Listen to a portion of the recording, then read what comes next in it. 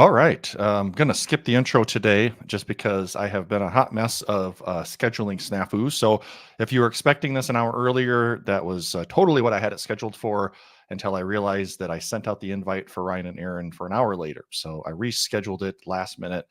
So, apologize for any confusion there. Apologize to those two for causing confusion for sure. Before we jump into the live stream, just wanted to mention a few things here on the channel. Mainly, that let's see, upcoming live streams.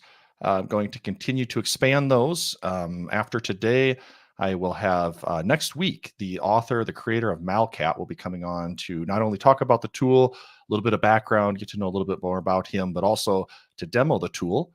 I've got through video 6, I think 6 will come out today, maybe, for the Lockbit series. So those are continuing to publish. So if you're interested, check those out. Also created a tool spotlight with AnyRun.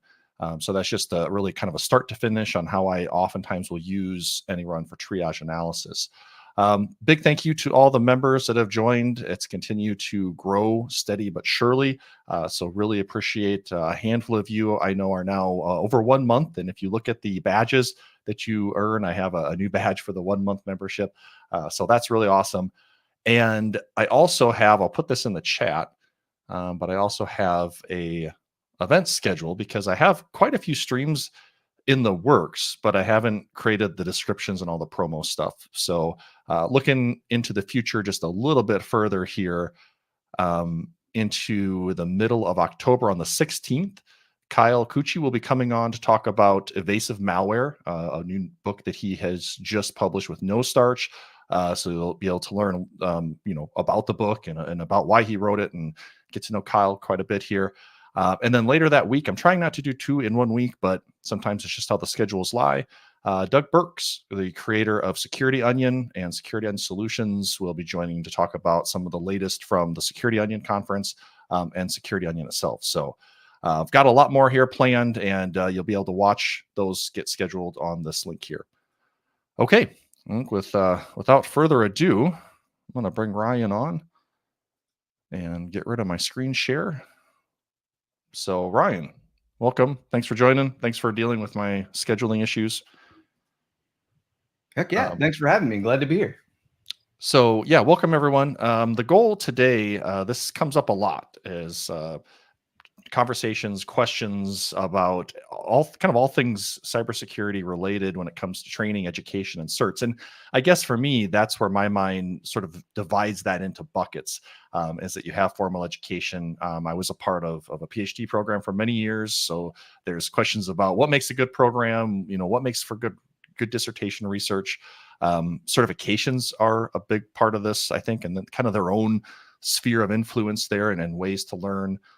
There's a lot of self-taught too. I guess I don't want to discount that because that's the way that I came up. And then there's all kinds of online platforms like Pluralsight. So I just thought we could start chatting about those. I have a confession. I've never taken a SANS training, and I hold no certifications, if you can believe that. Somehow I'm not going to say avoided, but I've just never had the opportunity after all these years. So it's kind of weird, but I figured I would talk a little bit more on the EDU, like the formal academic side. If Aaron joins, he is at Pluralsight, so we can talk a little bit about that. But both you and I are both authors there, so I think we can fill in the gaps pretty well. If anyone has questions, please feel free to drop those in. That's a big part of what this is about, is to kind of thrive off of your questions. So, I think Ryan and I can fill the void without questions. But so anyways, I don't know, Ryan, is there anything just kind of jumps to the forefront of your mind that you want to start talking about today when it comes to training, education? Yes, I get these types of questions all the time. So I was really happy when you put forth the idea of putting this together. And by the way, for folks, anyone watching, go ahead and throw any questions our way, and we'll just streamline right into those bad boys. Mm-hmm. But one of the things I get asked about is free training. So where can you find free training? And there's 2 resources that I like to give all the time. And would it be okay if I screen shared? Yeah, absolutely. Is that doable? Let's see. Yeah. Let's try. Let me do a little full screen action and then try to present. Share screen. And we're going to share out that screen right there. Let's see if it works. All right. You can pull it on stage. All right. One of them is D4 Diva, is a fantastic cataloger of free and affordable training. In fact, you can even see right here on her website, it says free and affordable training news monthly. So she has live training and she's got on-demand training. Some of my stuff is on there. All kinds of good stuff is on here. There's a section here called free and affordable training. And if you just click on it, and if the page refreshes and loads in time for me, my VPN was being a bit silly right before. I'll just speak to it while it's loading up here.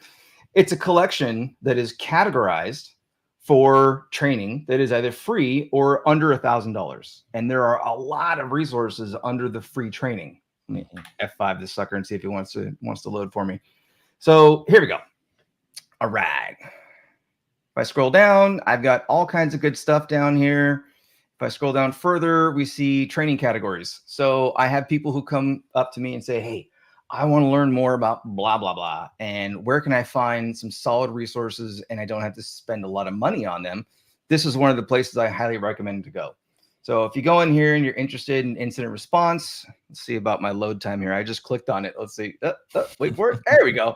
So she has these really cool keyword search features on here. I can add in my categories and choose them like this. I can choose the cost value, affordable or free. So I can change that little sucker to free. And there's even really cool features in here, like best training to start with. Here, I'll zoom in some more. I'll zoom in a lot more. There you go. Best training to start with, good for beginners, proof of completion included, student discounts available. Wouldn't apply for the free training, but you get the idea, right? Yeah. You scroll down and here's all kinds of good stuff. So I think, for example, here's one of my DEF CON workshops. Here's one of my workshops I did for, I think it was Cal State Fullerton back in 2014 or something like that. Oh, yeah. Getting old here. Yeah. So all kinds of really good stuff here, and I highly recommend it.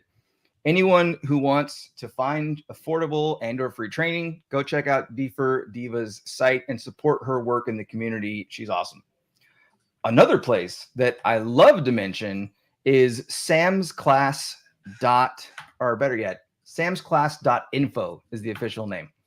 So Sam Bone is an instructor at the San Francisco City College in California in the United States. And I have followed him and just adored his work for I don't know how long at this point. Just love what he does. One of the things that just blows my mind is his classes are available for free right here on the website. Not only do you have, for example, as we're recording here, fall 2024 classes that you can click on and learn more about. So if I want to learn about computer forensics, boom. If I want to learn about DNS security, which you can see I've already clicked on, you can go right there. The other thing that some people miss and is very important is this guy right here. I'm going to circle it like a gratuitous number of times where it says old classes. Now you might think, old, I don't want old. Yeah, you do. If you go to old classes and then just scroll down, or for that matter, just Control F, you can learn all kinds of stuff. Like if I do Control F and look for malware, I find CNET 126, practical malware analysis. And if I click on this little guy here, I get the textbooks to use. If you want to actually attend classes, you can just simply attend the classes via Twitch. If you want to get access to the textbooks, if you are a student, then you can. So I should basically have skipped past that part. People are like, free books. Awesome, Ryan. Maybe not so much. He gives an overview of what you're going to be doing, links to Amazon to buy the books for folks who are not students, a bunch of quiz information, discussion board for students, and then a full-on schedule. And a lot of his courses are online and they're available not only in like print and written form as to his lectures, but there they loaded the videos. So he records his classes and you just go get to take them for free. And when anyone, for example, ever asks me about malware analysis, and I know that Josh is actually very, even more so related to this particular textbooks than I am, but the practical malware analysis book, which was published, what, it's 2014? Was when it was published. Is that right? Yeah, 11, 12. It's around something that. Like that. It's older by now, but it is still a starting point that I recommend people pick it up and use it for foundation and setting up themselves for success in the future.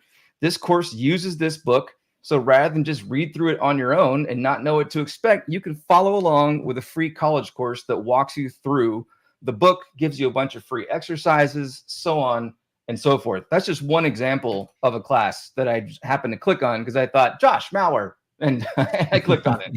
So I always want to throw those out. Again, diva.com, DFIRDIVA.com, and samsclass.info. Oh, cool. You get that on the screen. Oh, look at you. Yeah. Oh, yeah. I got them in chat too. Awesome. Although I don't know, because we're streaming to LinkedIn and X. I still can't say X. It seems weird. So hopefully you get the links. So they're in the stream. They're in the chat. They're easy to do a search though. If you go to Google or Brave or whatever you use, you'll find them. So I just want to share those two resources up front, and I'll digress before I just run my mouth for the full hour. What was on your mind to throw out there first? I didn't really have anything in particular. I have a lot of things that we could talk about, and things I wanted to bring up at some point. But the PMA, that is a great text. But it's really a Windows reverse engineering course. So it's a great place to start, but you're going to hit, assembly and then go from there. And that's what makes it great. There are other things, like I've always considered throughout my years of teaching, kind of to the left of PMA. There's Maldocs, and there's even .NET and all these other things that I think can lead up to it as well. So it's good to just put that into perspective. It's a great place to start, but you're going to be learning reverse engineering. And there's a lot of other skills that are related to malware analysis that you could argue come before that. I mean, Yara, learning how to write rules and IDSs, there's all sorts of things we could talk about there. But it is a great book, and it has aged really well. And the Humble bundles, I feel remiss if we didn't bring those up. Usually those come up at some point in time. But the Humble book bundles, you can usually pick up a digital version of that and a whole bunch of other things for a ridiculously cheap price. So check that out. Let's see. We do have a question. I'd like to get to as many of these as possible. Getting retired and wanting to learn malware analysis from start. So I think maybe that's what motivated me to start rambling about that.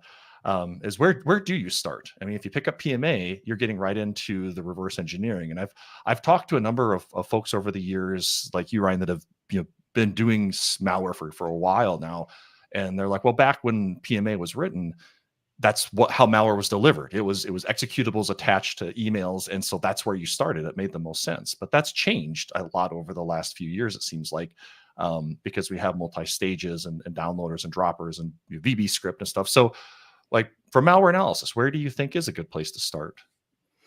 I think that the best place to start is whatever environment you're in right now.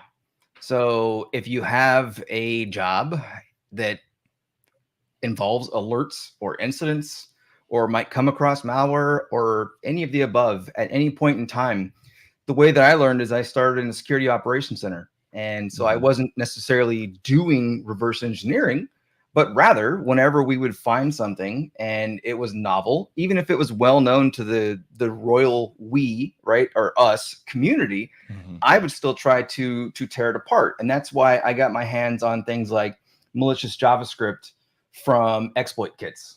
You don't see a lot of exploit kits these days, but you still see a lot of malicious JavaScript. Including in PDFs, and then you start getting into carrier file analysis.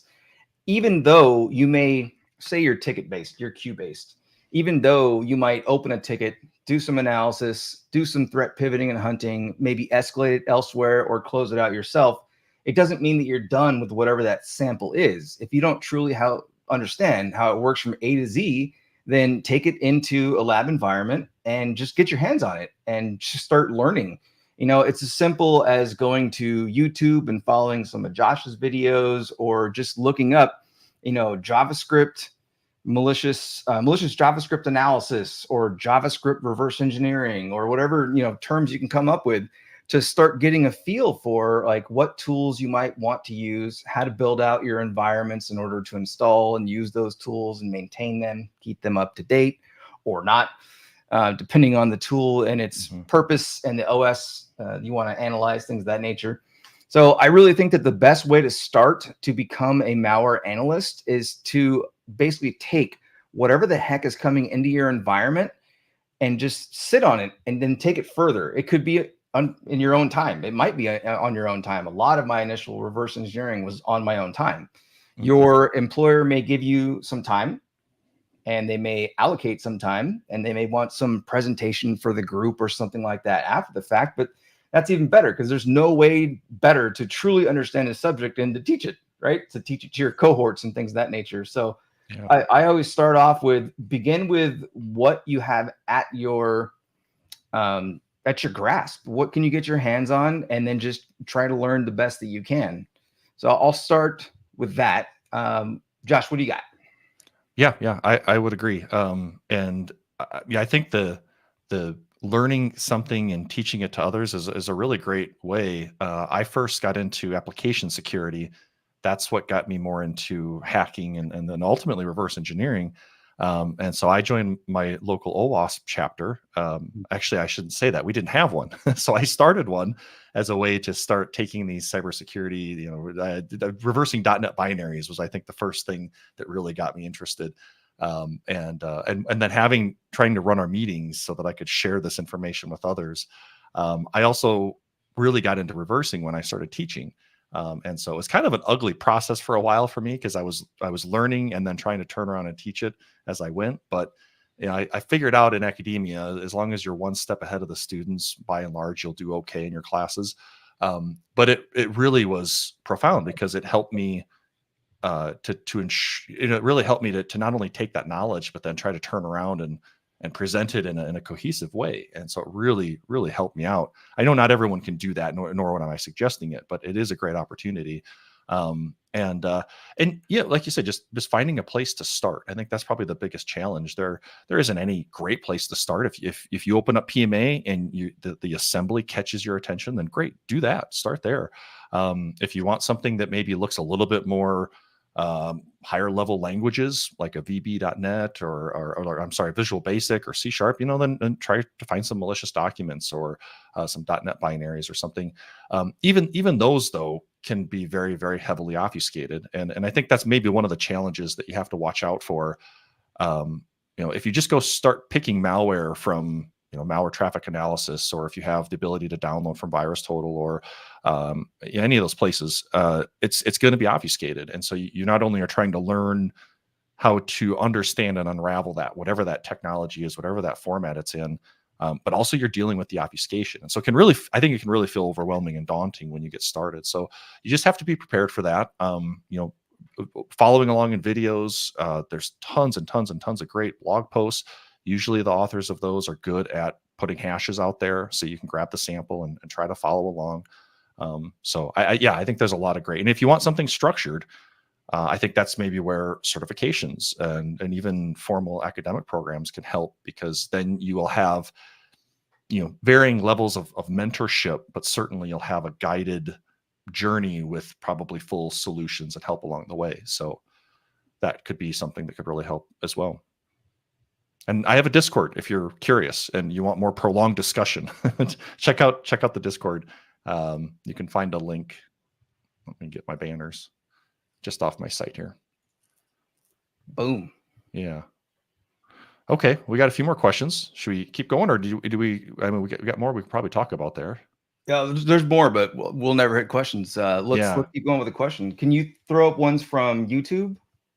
Let's see. So I've got that YouTube. was actually... Okay, here we go. This one is from YouTube. So what entry-level positions are there for someone who is interested in the malware analysis and RE fields? What's your advice to getting into such a niche area in the job market? I think it's a great question, because that's a tricky one, really tricky one. Ryan, what do you think? I'll let you go first. Okay, this might be a polarizing answer, but I'm going to go ahead and say it. I don't believe that there's a such thing as an entry-level reverse engineering job or malware analysis job.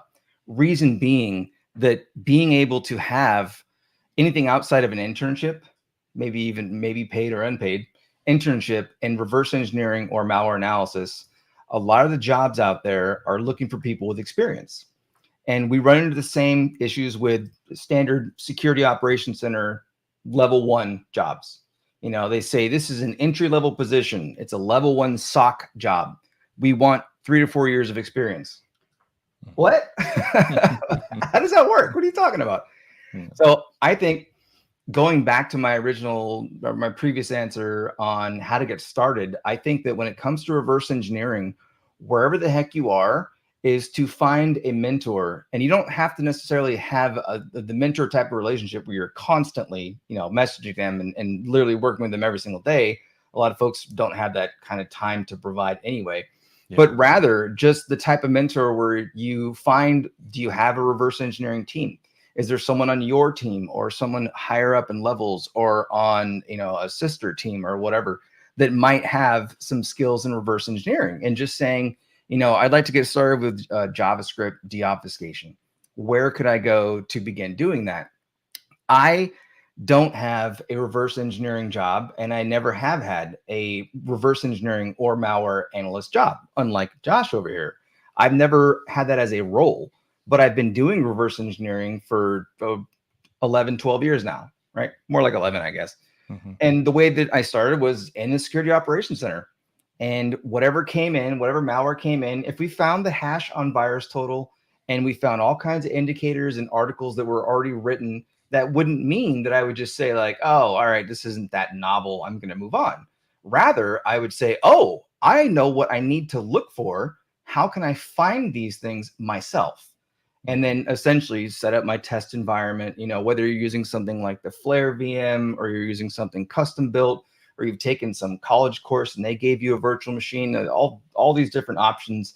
Make your toolkit yours and your own by just starting with the document and then learning about some tools that might be able to analyze it. A lot of people say, what's the best tool for deobfuscating JavaScript? And my answer is, for any of the reasons, by the way, there's really no best tool. You want to use as many tools as possible, and you want to learn as many tools as possible. Speaking of best tools, Josh and I use different debuggers and we use different disassemblers. We recently did a workshop at DEF CON, and luckily I got my tool names in there real quick. And so Josh was like, all right, I guess we'll use the ones Ryan likes. I was like, oh, good. He's a WinDebug guy, and I'm not. I just don't use that tool. So it's not about a best tool. It's just learning how to use whatever you can get your hands on, whatever familiarity is out there. The more you build up that your skill set, the more that you can then maybe start looking to doing a job where it literally requires reverse engineering, where it is a reverse engineering or malware analysis job. I'm a threat hunter. My day-to-day, I'm a threat hunt researcher. And so when I'm doing these threat hunts and I find some binaries that maybe other folks know very, very well, I'll do the same thing. If we run across a binary that is very unknown within our environment, and for where I work, that's fairly uncommon because we have a large dedicated malware team with years of experience. Mm-hmm. But what I'll do is I'll give it half an hour or an hour. It's not part of my job description to sit there for, 3 days straight and try to unpack some crazy, weird, custom packer. And I'm trying to do it and I can't do it and I'm floundering. I'll just give it to the reverse engineering team. But that's another thing, is to get started and to get up to one of those roles. If you ever have to escalate something, whether it's internal or external to a third party, is getting a breakdown and a report and feedback from, well, what did they find? And the more that you can ask them about how they found it and start doing it yourself, the better. So I'm deviating a little bit away from the question, but I'm going back to my whole, you're going to build your experience wherever you can, because you're not going to get an entry-level malware analyst job in my mind. It's very hard to just jump onto a malware analyst team that's literally entry-level. Yeah, you're right.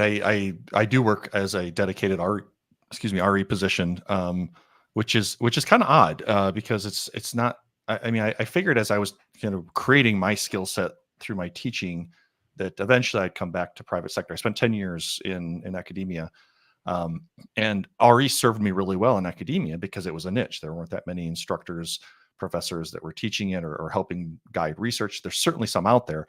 But it was very much a niche. And so, finding that opportunity in industry, I feel very, very fortunate for. because it isn't something that I think a lot of folks are going to be able to just, like Ryan said, entry level their way in. I can tell you from my experience I've had now with my employer, even the team I'm on, which is a large RE team, probably one of the largest out there. The baseline skill level is nuts. I mean, I feel underqualified on a regular basis with this team. So you want to measure yourself, go do Flare On this week. It starts tomorrow, and if you can conquer Flare On, you're probably ready. If you can't, use that as a guidepost to help you figure out and measure yourself where your skills are. If we're just talking about RE and malware, because it's very much an RE malware sort of a skill set. That's not to say you won't find opportunities, but I think you're better off, seeking those teams that maybe have an experience path that you can go on to find yourself then doing the RE, because they're sprinkled throughout. But I don't see a lot of direct postings, and even if you do, typically it's going to be, you have some years of experience under your belt. So it's a tough one. It's definitely a tough one. Not to sound too discouraging or anything, but yeah, I totally agree. Let's see. So we better keep going on questions. I'm going to jump ahead just on one because it was somewhat relevant here. Question from Ashley. Ryan, we talked about mentors already a little bit. Any further advice on finding a mentor? Yeah, I'll explain my mentorship process. I wouldn't be where I am with reverse engineering capabilities if I didn't have mentors. And again, I don't mean someone who I constantly worked with, but at the time, so back in 2011/12, I was working for an organization that had a reverse engineering team, which, by the way, was one person at the time. It's much larger and different now, but back then there was one person who's dedicated to malware analysis, and it would be like advanced persistent threat, custom built malware that the world is just like, what is this? And we stumble across it, and this guy would go, hack away at it. Mm-hmm. So, by the way, his name was Josh also, which I just realized, and I find that kind of funny. So I went to him and I just said, hey, can I just sit with you and watch you work for an hour? I won't ask you a single question. I just want to sit and watch. And we did that. And then I said, okay, I have like 3 questions that I've written down. Over the next couple of days, would you mind answering them? I didn't sit there and say, hey, I want to sit with you for an hour, and every 3 minutes I wanted to say, what are you doing? Why are you clicking that? What's that right there? Well, what's that right there? Rather, I just tried to make it so that I wasn't too obtrusive, right? Mm-hmm. And then we eventually had that person leave. Another reverse engineer came into the environment, and I did the same thing. So how do you find a mentor? There's 2 different ways. If you have someone at work, and I don't mean directly on your team, but in general at work, who does whatever it is you're wanting to get into, whether it's digital forensics or incident response or DFIR, the combination of the 2, or reverse engineering or whatever it is, mm-hmm. Reach out. Don't be pushy, because I'll tell you right now, I don't mean this in a negative way. I'm just going to be brutally honest here. I get a lot of messages on LinkedIn that ask me to be their mentor, people I've never talked to before, and I have never seen them before. Mm-hmm. And then they'll send this like list of 20 questions. I don't have the cycles to help in that regard. And the ones that I often respond to first are the ones that are very, very succinct, very easy questions. Hey, I'll go back to JavaScript deobfuscation. Do you have any resources on that? Yeah, I recorded a video on that back in 2014. It's on YouTube. Start with that. And then when you finish it, let me know if you have any questions, and I'll give you the next one to try. That's the mentorship done. Mm-hmm. Don't be pushy, but finding someone online can be difficult because oftentimes people reach out to people that they don't know in any way, shape, or form. So I would say try to find someone in your environment, the environment that you're already in, and just see if you can kind of, feed off of their workflow and if you can learn from how they do their thing. Eventually, we had a third person brought into this malware team who's now a good buddy of both Josh and myself, Danny. So Danny comes into the mix. Yeah. And one of us, whoever asked him first, hey, we'd like to learn, our SOC. We had a large SOC. We want to learn more about malware. You're a new malware guy, and his response was, oh, really? well, we're going to meet for 2 hours once a week with the entire stock, and I'm going to give you homework, and the people who complete it are invited to the next session. And we were like, sold. Like, that's perfect. Yeah. And over the years, I learned a ton from those first 3 mentors, and it all started by not being pushy, but just saying, I'm very interested in this. Can you just give me a little nugget and assign me a task, and I'll come back to you later when I found the next thing. It doesn't work very well, especially for online mentors, when you're constantly asking questions, or you're saying like, hey, you told me to read the book. I read the book, and on the first chapter, I have 12 questions. It's like a lot of people aren't going to have time for that. So it's more like, of those 12 questions, pick your top 1 or 2 questions, ask those questions. The rest of them, write down that these are things you need to learn going forward. Move to the next chapter. Don't forget them, because I always say the whole purpose of formalized training and workshops and certifications, I'm kind of almost getting into something else here, is digesting what you can and making sure you follow up on everything else. And that's how you should view the mentor relationship. Yeah. I've had opportunities to do mentoring, and to be a mentor. I mean, I think one thing that maybe this is just me, but I feel like I've been able to adopt mentors that never even knew me, is because I liked their style, or I liked that they were consistently producing blog posts or something, and so that I find that helpful, just because something about them resonated. But it is challenging. I get requests. I've had opportunities over the years through being in academia and even where I work now to be a mentor. And usually, as Ryan said, the more succinct, the more pointed, the more I get a sense that you've already done your homework and you're just like genuinely stuck. But when I'm going through my inbox, if I can fire off a response in a few minutes, that's probably the first thing I do. If I get an email or a message that, well, that's going to take me 45 minutes to respond to, then that gets queued up for a while, and maybe I'll ultimately delete it, just because I run out of time in a day as well. I do have the Discord. That was one of the reasons, and I don't make any money on it, so I guess I shouldn't feel bad plugging it, but I wanted to provide an opportunity. Like, I thought about this problem, like, how do I scale? I want to be a mentor, but I can't do it one-on-one. How can I scale that? Well, I thought maybe a Discord community, or an online community, it doesn't have to be Discord. I just happen to choose Discord. It's just a place to go. And I'm seeing that. Ryan, you're in there. Maybe you can tell me if my interpretation is right or not. But the whole goal was that if you get enough people like Ryan and I and others, that someone will answer your questions, someone will help out. It doesn't have to be the same person every time, although there are a few folks that are really active. But generally, the community is very supportive and very helpful.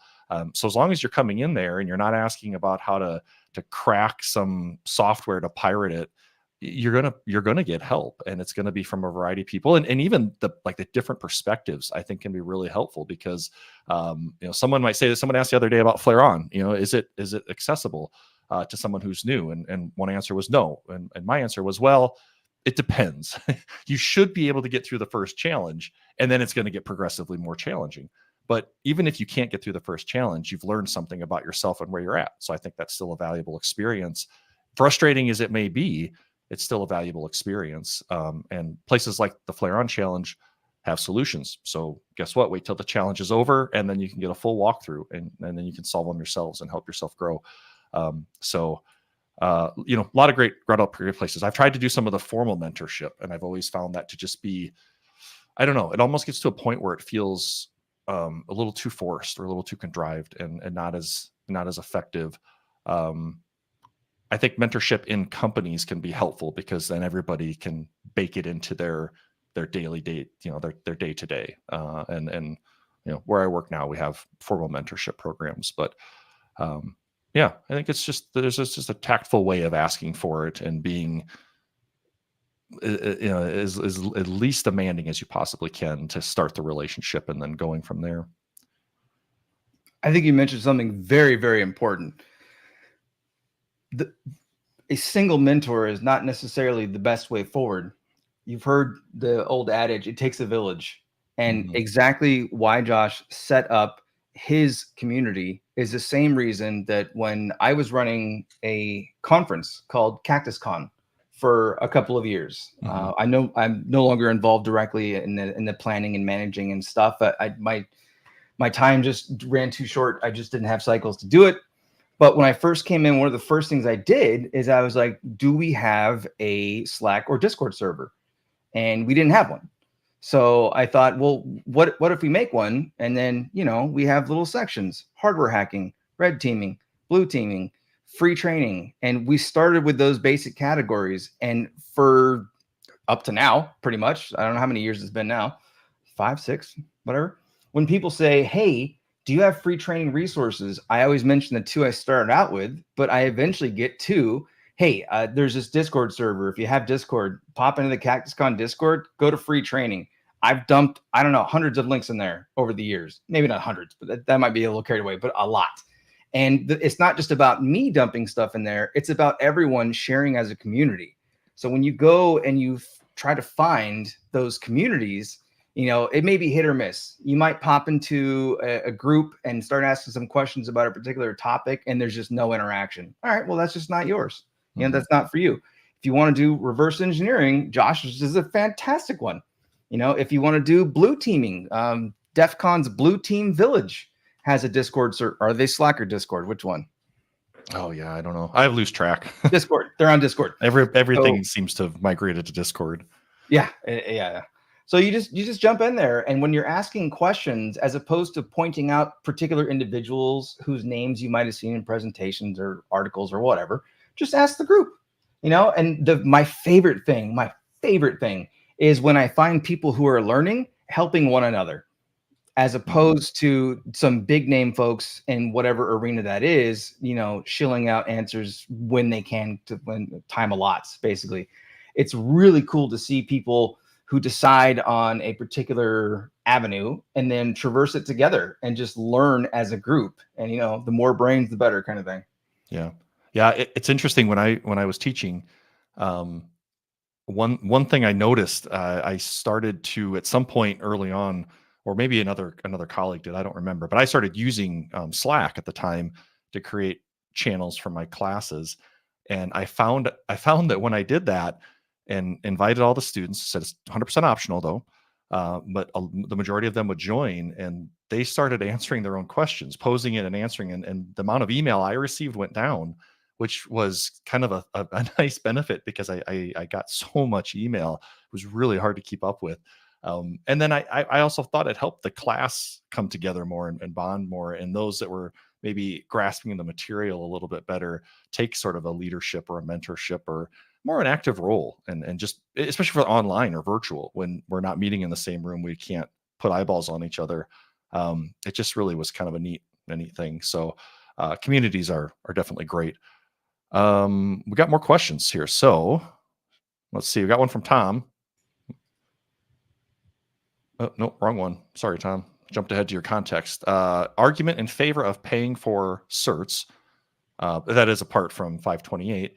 And I think this kind of could also go along with education. Education is expensive. Certs can be expensive. Formal training at places like Black Hat can get expensive. So, Ryan, thoughts on the pros? How long have you been with SANS now? So for folks who don't know me, I guess we didn't really start with intros, huh? But no, I didn't. I just kind of jumped right in, didn't I? By the way, I forgot. I'm Ryan. I've been a SANS instructor for about 4.5 years now, and the SANS author for a little over 2 years. I initially taught Forensics 610, reverse engineering malware, where there is a certification available for it, which is the GIAC reverse engineering malware, or the GRIM certification. And then now I teach my course, Forensics 528, hence Tom's note about, of course, 528 is great. Well, yeah, it's awesome. It's the best out there. Like, of course, I'm going to say that, right? I actually don't have a certification for my class, but I want one really, really bad. And I'm hoping that we do get one. But let's just take reverse engineering, since we've been kind of going down that path, and say, is it worth paying for the GRIM certification? Well, first, let's pull back. Let's abstract a bit more.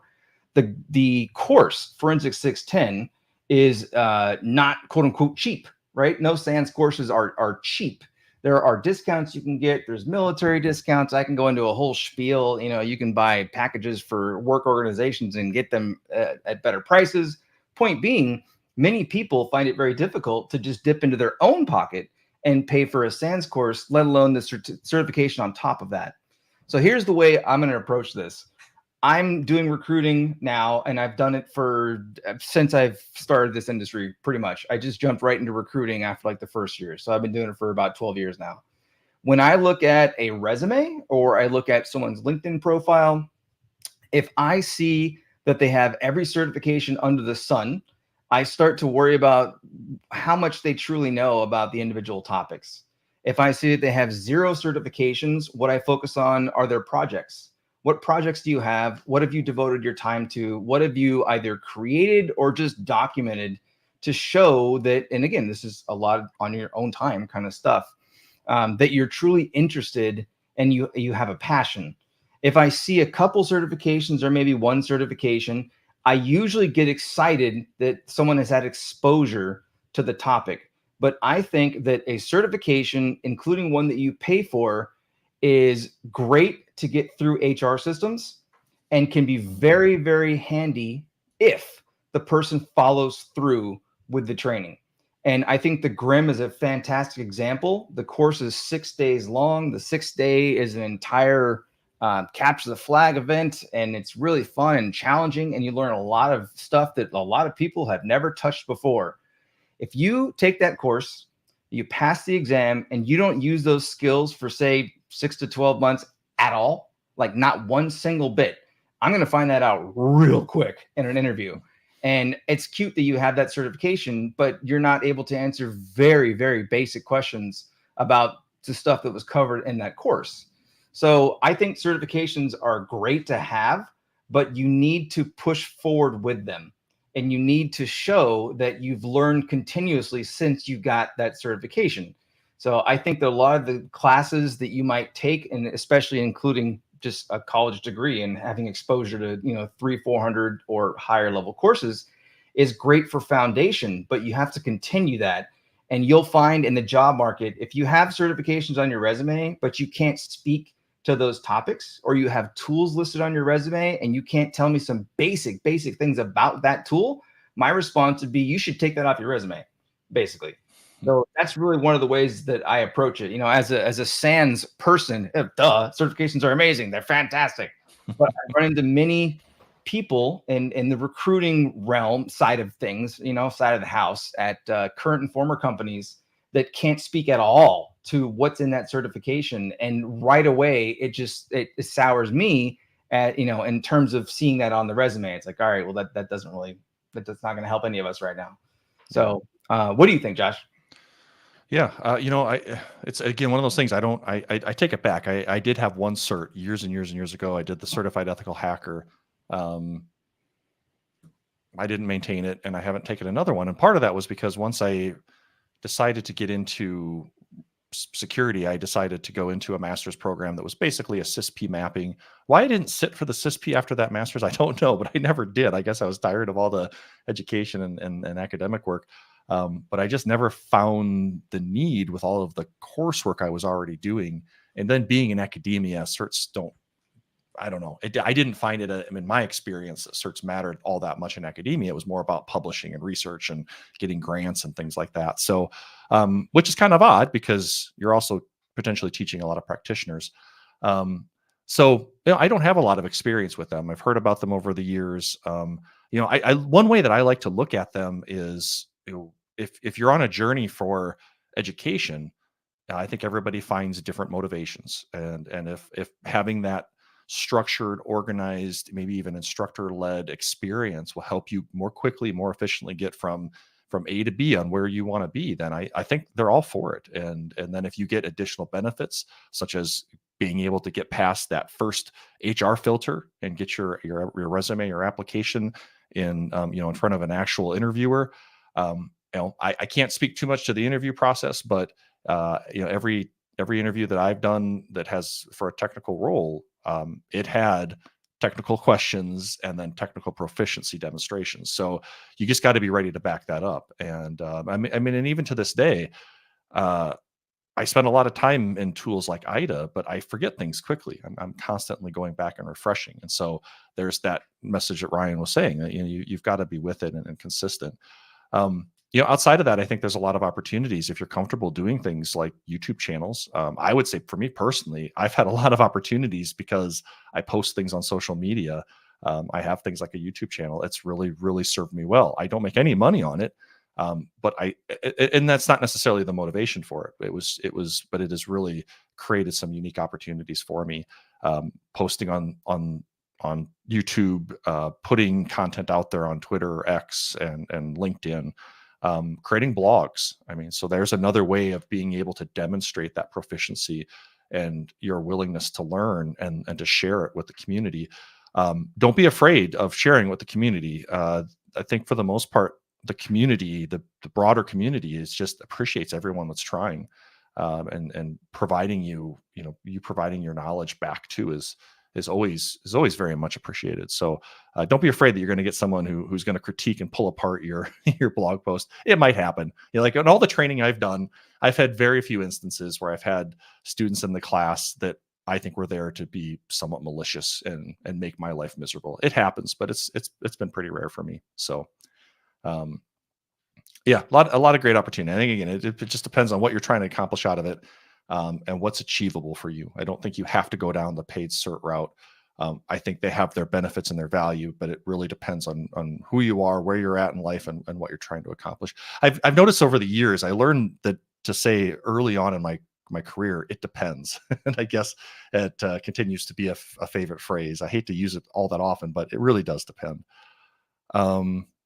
Let's see. There was a question about the PJMR compared to GREM by SANS. I'm not familiar with either one, so I can't really speak to either one. I don't want you to think I was ignoring your question, TXC, but I don't know if Ryan has. Ryan talked a little bit about GREM already, so I think we can maybe move on, Ryan, unless you have anything you wanted to add to that. Yeah, unfortunately, I'm not familiar with the PJMR, but I want to look into it now. Yeah, I got a tab open. I'm gonna look it up. That would be a great, the Discord we talked about, great place to go and ask something like that. Likely there's folks that have taken it there. Let's see. Question: Connect to Energy. This is from YouTube. Happy Thursday. Yes, thank you. Happy Thursday. Weekend's almost here. What has been your challenges when you first started and now are working in threat hunting? What skills did you focus on to land your first position? So that's you, Ryan, because I do some threat hunting, but it's very tangential to my primary role. For threat hunting, for me, it was taking workshops. It could be going to security conferences and taking free workshops that they have there, or basically getting my hands on any type of challenges and learning from those challenges. The important part being the data sets that you get access to. One of the difficult parts, it's funny how we're like, oh, getting into reversing entry level, that's hard. Getting into threat hunting entry level, that's hard. Like, people don't want to hear that. No. For obvious reasons. But one of the big problems with threat hunting is that most people don't have access to data sets through which you can hunt. So that goes back to the whole, whatever environment you're in now, whatever tooling you have access to, just try to, get started there.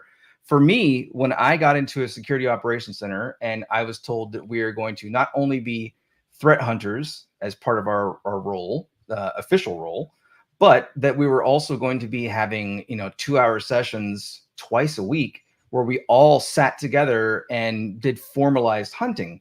What was really difficult for me to get over was not finding something and then not finding something. And then the next section, not finding something. I wasn't finding bad stuff. But I mean, I often say, and this number I'm pulling out of thin air. Okay, so Ryan made it up. 99% of threat hunting finds nothing. 99% of threat hunting will find a lot of very useful things, but it may not find something malicious or what you think you're going to find in your hypothesis, your original hypothesis. I should have said it that way. You're going to build out baselines for your environment, software installs, processes that run, users that log in, things of that nature. But it's very, very difficult when you come from the perspective of, I'm going to go find all this bad stuff that no one's found yet, because that's not what happens, especially when you start to threat hunt. So the biggest obstacle for me was getting to realize that and forcing myself to accept that, even when you're hunting and you're not finding anything, you can still show value in that by creating searches that might find things in the future, and by working with teams to increase visibility, because, well, I wanted to look for X, but in order to find X, we would have to have visibility into Y and Z, and we don't have that. So how can we get that? Draft up a document on why it would be nice to have, and then maybe some ways to get it, or assign that to someone else for that part of it. The overall idea is becoming comfortable with the fact that you're not going to feel successful, even though you are being successful, because threat hunting and the success of it is the documentation of it, the things you can derive out of it, even if you're not finding bad things immediately. And that took a number of years for me to finally accept, by the way. Yeah. Yeah. So I do it occasionally, and part of, I guess, where I have an interest in it is just where it pertains to malware analysis. And I worked with OISF, which is the foundation that supports Suricata. Suricata is IDS, IPS, NSM. It's kind of a little bit of everything all in one. If you haven't taken a look at Suricata, I would encourage you to do so. But I really got into monitoring network traffic and sort of more of a holistic, I think, approach to malware analysis. I think it's easy for malware analysis and reversing to get focused just on the file artifact and the binary, not necessarily the network traffic. And so with that, I would look at sandbox data and network traffic and try to find unique patterns that might be good rules or create good hunt patterns. And one of the things that I found useful for getting started was the malware traffic analysis. And what I liked about this is that by and large, you could go to Brad Duncan is the person that runs it. You go to the site, you could grab PCAPs. Basically, he's already trimmed it down to the things that are malicious. Now, you don't necessarily have like sysmon logs or anything, but I think understanding the network side is going to be really important. And now you can look at patterns. You can look at things that are malicious. You can take that PCAP, put it in an IDS. Maybe there's some alerts that get generated. So you can say, okay, that alert generated from this traffic. So this is a pattern that obviously is used by malicious actors. I would also take kind of on the other end of things. I have a little ESXi server that I run at home. I would set up a little domain. That's not my thing, but I would kind of suffer my way through it. I used Archemy, and Archemy is basically Wireshark on Elastic, and I would just capture traffic, and then I would look at things and look at the traffic. For example, one time I was interested, like, what are all the normal user agents that I'm going to see coming out of my Microsoft domain? And I could generate a list then using Archemy because it's indexed and captured all of that traffic. You learn a lot about the tools and the processes. It takes time and effort to set these things up, but I think there's a lot of learning that can happen there. So, kind of getting an idea of like what's normal in the environment that you're going to be hunting in, and then maybe look at things that are abnormal, can help give you some sense of an idea of now I'm hunting for real in a production environment in whatever your data is. So hopefully, I don't know if you think I'm crazy there, but hopefully those can be some good patterns to help out as well. Okay, so let's see. How are we doing on time? All right, I think we got to wrap things up here today at the top of the hour. Other life commitments. So great questions. I don't think we're actually going to get through all of them today. So that's really neat. Unfortunately, though, it's really neat because I like all the questions. So maybe we'll have to have a follow-up session here, Ryan. Let's see. I'm going to try to just continue, and I'll do the best we can after the session here to answer these on YouTube and provide some responses there on LinkedIn. I think we got maybe one more. Let's see here. There was a really good one from Ashley. What's the best way to document our personal projects? Yeah, great. I'll speak to it, and I'll be cognizant of time. Heck, I've got a call at the top of the hour anyway. But so the best way to document personal projects, to me, in my mind, is to blog about them or write articles about them, to have a website, to have a location, to have something. Let's just say you're a software developer or a red teamer, and you've come up with cool exploity little snippets of code. It's not code. It's not a program. I mean, it is code. It's not full code, like from A to Z. It's not a program, but it's little snippets. And you're like, this is really useful for these things. And I like to do this. Or I like to use PowerShell or Python to print out my list of A's when I'm trying to, do some buffer overflows or whatever. And this is how I do it. even a document with like these little 5 little substrings are really fun to use, and they're useful in these ways. When I'm recruiting, I get super excited when I see someone's blog article on their resume. I get super excited. It's the first thing that I click. Before I read anything else, I go, wait, and I click on it. And I go look to see what the blog, I'm not looking to see if you have strong graphic design in your blog. I'm not looking to see if you wrote it eloquently and adhered to APA standards or something like that, right? That's not what I'm doing. Rather, I'm just looking to see your passion. That's what I want to see. I want to see that you're learning, and I want to see your passion. And so I wanted to pick that question as the last one because I think it's a great way to go about it. You could use GitHub to post code snippets. You could use Git's Gist, or is it Gist? Oh no. Yeah, I assume it's Gist. I don't know. I just realized I've never pronounced that. I live stream. I don't know if I have either. I just have my own internal way of referring to it. Yeah, that's funny. Okay, but just having something to show, it doesn't have to be complete, doesn't have to work, but just something to show. And I think that that's a great way to go about it. Yeah, I think so too. Blogs, GitHub, Medium, comments, contributing issues to projects. Just there's any number of ways that you can, start contributing to the community and building this sort of body of work, and that will grow with you. One last question about Flare On, because that starts tomorrow. Where'd it go? Yes, Flare On starts tomorrow. If you haven't been to the site, you can check it out. The cool thing about Flare On, as I've mentioned, they have all of the past. Let's share my screen real quick. All of the past challenges.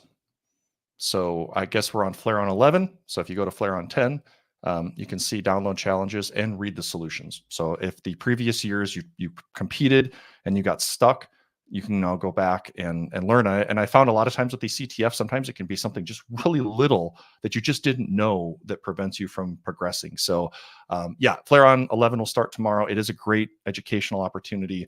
It is going to be challenging. And every year, the goal is to make them progressively more challenging. I know that can be difficult from an organizer's perspective. You can't always get that sequence of challenges just right. It's not, I don't think the design is to stump anyone, but just to make it so that each challenge gets more challenging. And you just naturally then have a progression, a filtering of folks that make it all the way to the end. Not only is that part skills, part of it's just the time that you have available. So don't worry about it as a competition. If you just want to learn, do the learning, get as far as you can. Know that once the competition wraps up, solutions will be posted. Okay, I know you got to go, Ryan. Maybe next time we'll actually get Aaron to join us. We can give him a hard time. But I think definitely we've got lots more questions. Thank you all for the questions. I wish we had time to get through them all. We'll probably do this again here in the near future, so just stay tuned. Check out the YouTube channel for upcoming live streams. Malcat is next. Talk with the creator and get some hands-on time with Malcat. So thanks again, Ryan. Forensics 528 is the SANS course, so check it out. I shared a link earlier. And any questions that you want to follow up, just drop them in the YouTube channel as well. Comments will be open. All right. Thanks, everyone. Thanks, Ryan. See you later.